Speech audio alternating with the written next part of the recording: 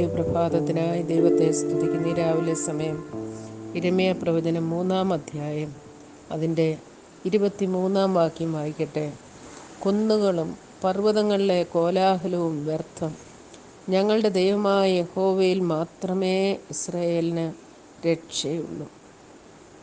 കുന്നുകളിലും പർവ്വതങ്ങളിലും ഈ ലോകത്തിൻ്റേതായ ചില കാര്യങ്ങളിൽ ദൈവത്തിൻ്റെ എത്ര അത്യുന്നതമാണെങ്കിലും സൃഷ്ടിയിൽ നമ്മുടെ സഹായത്തിനായിട്ട്, നമ്മുടെ രക്ഷയ്ക്കായിട്ട് ആശ്രയിക്കുന്നത് വ്യർത്ഥമെന്നാണ് പറഞ്ഞിരിക്കുന്നത്.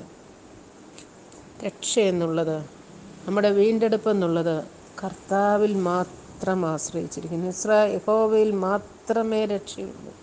അതുതന്നെയാണ് 3-ാം സങ്കീർത്തനത്തിൻ്റെ 8-ാം വാക്യത്തിൽ പറയുന്നത്, രക്ഷ യഹോവയ്ക്കുള്ളതാണ്. വെളിപ്പാട് പുസ്തകത്തിലും അതേ ആശയം തന്നെയാണ് രേഖപ്പെടുത്തിയിരിക്കുന്നത്.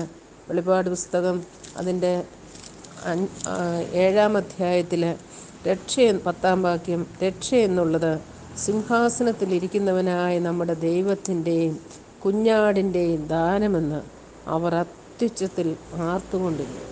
സ്വർഗത്തിലെ ആരാധനയാണല്ലോ 7-ാം അധ്യായത്തിൽ പറഞ്ഞിരിക്കുന്നത്. സകല ജാതികളിൽ നിന്നും, ഗോത്രങ്ങളിൽ നിന്നും, വംശങ്ങളിൽ നിന്നും, ഭാഷകളിൽ നിന്നും ഉള്ളതായ എണ്ണിക്കൂടാത്ത ഒരു മഹാപുരുഷാരം വെള്ളനിലേങ്കി ധരിച്ച് കയ്യിൽ കുരുത്തോലയുമായി സിംഹാസനത്തിനും കുഞ്ഞാടിനും മുൻപാകെ നിൽക്കുന്നത് യോഹന്നാൻ കണ്ടു.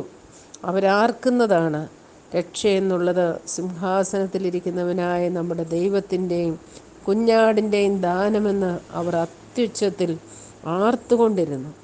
അപ്പോൾ അവിടെ ഉണ്ടായിരുന്ന സകല ജീവികളും മൂപ്പന്മാരും ആ സിംഹാസനത്തിൻ്റെ മുൻപിൽ കവിണ് വീണ് ദൈവത്തിന് സ്തുതിയും മഹത്വവും ജ്ഞാനവും സ്തോത്രവും എല്ലാം അർപ്പിക്കുന്നു. എത്ര മനോഹരമായ ഒരു കാഴ്ച! സ്വർഗത്തിലെ ദൈവ ആരാധനയ്ക്ക് യോഗ്യനാണെന്ന് മാത്രമല്ല, മാനവരാശിയെ രക്ഷിപ്പാനായി ഒരുക്കിയ പദ്ധതിയുടെ ആസൂത്രകനും നിവൃത്തീകരണവും എല്ലാം ദൈവത്തിനുള്ളതാണ്. ദൈവം തൻ്റെ പുത്രനായ യേശുക്രിസ്തുവിനെ ഈ ലോകത്തിലേക്ക് അയച്ചു. യേശുക്രിസ്തു ഈ ലോകത്തിൽ വന്ന് പാപരഹിതമായ ഒരു ജീവിതം നയിച്ചു. നമ്മെ രക്ഷിപ്പാനായി കാൽവറി ക്രൂശിൽ തൻ്റെ ശരീരത്തിൽ നമ്മുടെ പാപങ്ങളെ ചുമന്നുകൊണ്ട് ആ ക്രൂശിൽ കയറി നമുക്ക് പകരമായി പാപപരിഹാര യാഗമായി തീർന്നു. ആ കാൽവറി ക്രൂശിലൂടെ സാധിപ്പിച്ചു തന്ന രക്ഷ സകലവും നിവൃത്തിയായി എന്ന് പറഞ്ഞുകൊണ്ട് നമുക്ക് സാധിപ്പിച്ചു തന്ന ആ വലിയ രക്ഷ, അതോർത്ത് നമ്മൾ ദൈവത്തെ സ്തുതിക്കണം. ഈ ലോകത്തിലെ ചില ആചാരങ്ങൾ, അനുഷ്ഠാനങ്ങൾ, പർവ്വതങ്ങളിലേക്കുള്ള യാത്രകൾ, ചില ആചാരങ്ങൾ, ഇതിനൊന്നും നമ്മെ രക്ഷിക്കുവാൻ കഴിയുകയില്ല. അതെല്ലാം വ്യർത്ഥമാണെന്ന് പ്രവാചകനിലൂടെ ദൈവത്തിൻ്റെ പരിശുദ്ധാത്മാവ് രേഖപ്പെടുത്തിയിരിക്കുന്നു. പിന്നീട് പറയുന്നത്, യഹോവയിൽ മാത്രമേ രക്ഷയുള്ളൂ. യിരെമ്യാ പ്രവാചകൻ അത് പറഞ്ഞുവെങ്കിൽ പിൽക്കാലത്ത് അപ്പോസ്തലനായ പത്രോസും അതേറ്റു പറയുന്നു. അപ്പോസ്തല പ്രവൃത്തി 4-ാം അധ്യായത്തിൽ മറ്റൊരുത്തനും രക്ഷയില്ല, നാം രക്ഷിക്കപ്പെടുവാൻ ആ നസ്രയനായ യേശുവിൻ്റെ നാമമല്ലാതെ വേറൊരു നാമവുമില്ല എന്ന് അപ്പോസ്തലന്മാരും ഏറ്റുപറയുന്നു. ഇത് നമുക്കും ഇന്ന് ഏറ്റു പറയാം. നമ്മുടെ കർത്താവ് മാത്രമാണ് രക്ഷയ്ക്കുള്ള ഏക ആധാരം. അവൻ മാത്രമാണ് രക്ഷയുടെ ഉറവിടം. അവനിൽ മാത്രമേ രക്ഷയുള്ളൂ. അവന് മാത്രമേ മനുഷ്യൻ്റെ പാപത്തിന് പരിഹാരം വരുത്തുവാൻ കഴിയുകയുള്ളൂ. സർവ്വലോകത്തിൻ്റെയും പാപത്തിൻ്റെ പരിഹാരമായി കാൽവറി ക്രൂശിൽ പരമയാഗമായി തീർന്ന യേശു ക്രിസ്തുവിൻ്റെ ആ പരമയാഗത്തിലൂടെ മാത്രമേ രക്ഷ സാധ്യമാകുകയുള്ളൂ.